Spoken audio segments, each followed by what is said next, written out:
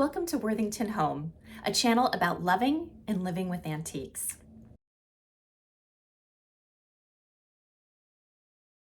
Unfortunately, I have a problem with antiques. It's a relatively new problem, and that is that antiques tend to be breakable, generally delicate, and very hard to replace.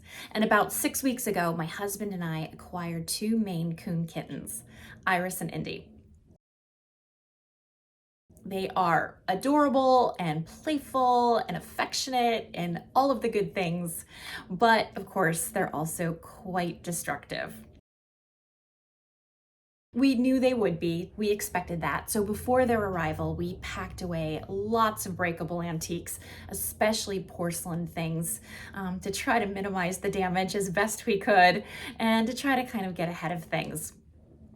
But the thing is, when you collect antiques, you want to see them, you want to appreciate them, you want to live with them every day. You don't want to just think about them in a box in the attic. And so I decided to take a chance and see if I could find a good spot, as safe a spot as possible anyway, for my Toby Character jugs.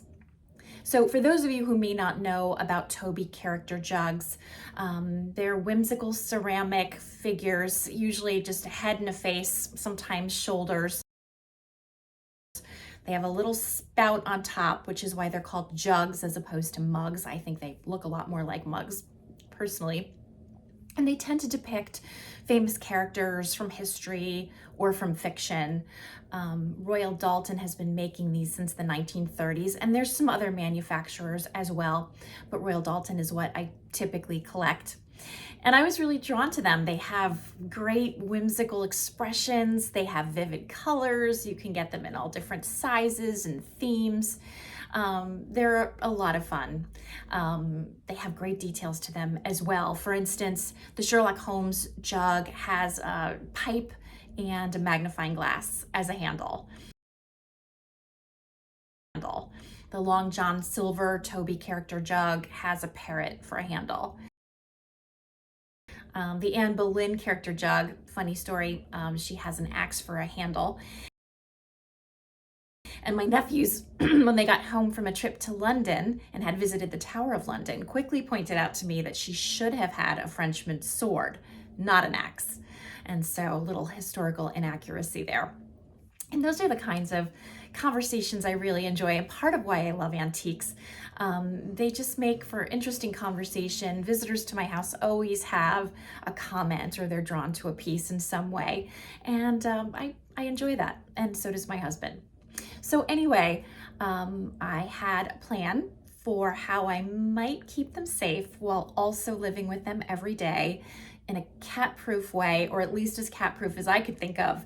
And I'm gonna take you on that journey and show you what I did. So stay tuned.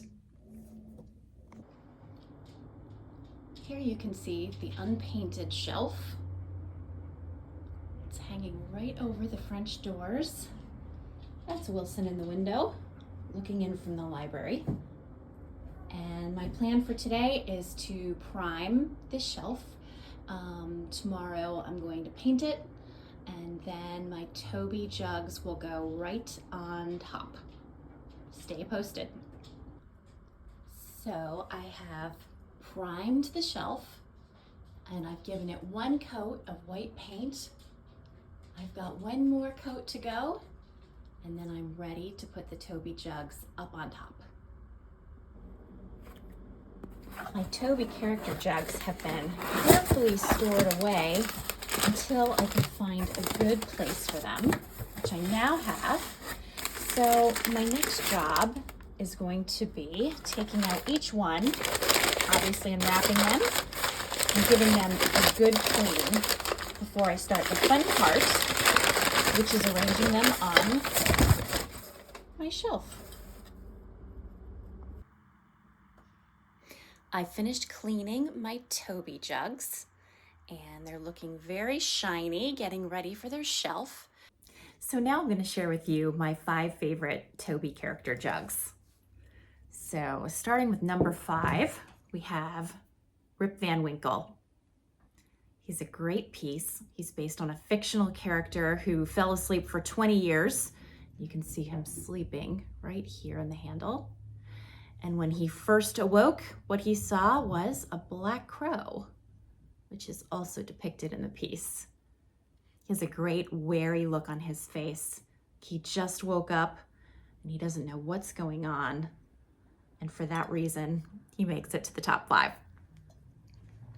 My 4th favorite piece I shared with you before, and that is Sherlock Holmes. As I had mentioned, he has the pipe detail in the handle, he has the magnifying glass, and on top of that, he's got the great hat, the Sherlock Holmes coat, the brown coat with the tie. He has a very knowing look. He was made in the 1970s, and he makes it to number 4. Number 3 is the Cardinal.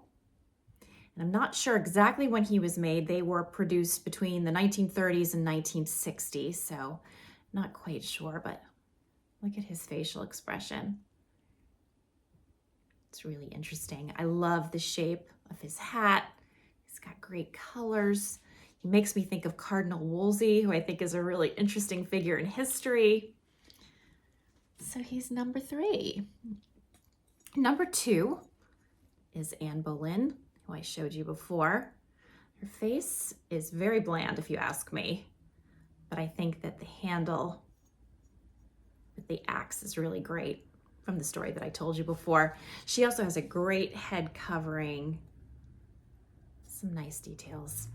So she's number 2. Number 1, Henry VIII.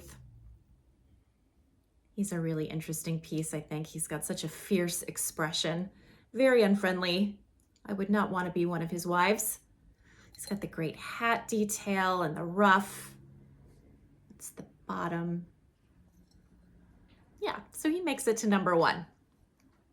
So those are my top 5. I'm going to show you the whole collection in a minute sitting on their shelf. But what I would just add is that none of my Toby Character jugs are particularly valuable. Mostly I paid around $30 for mine. There are some more valuable Toby jugs out there.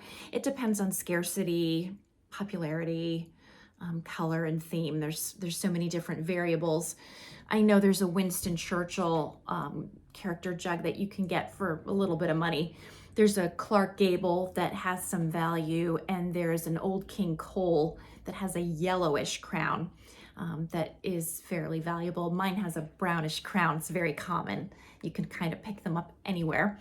And I find them at tag sales, flea markets, antique stores. I found 2 by the side of the road. They're not super rare, but a lot of fun. And I am picky now that I have so many. I don't buy them unless I find something that is really speaking to me, something that's a little bit unusual, or a character that I find very interesting. As you can see, I'm a real sucker for the Tudor era. And it is possible to actually get all of Henry VIII's wives in this form. I haven't done that yet. I just have Anne Boleyn, and I have Catherine of Aragon as well. So maybe someday. And here is the final result. All of the Toby Character jugs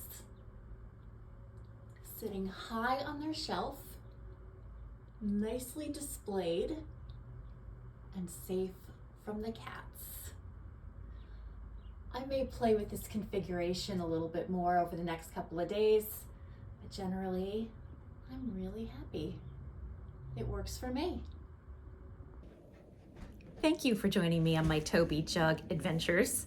I really appreciate your time and patience with me as I work through the challenges of editing and camera work. I promise to improve as I practice. I certainly hope you'll enjoy me for my next vlog. Please like and subscribe to help my channel grow. Until next time.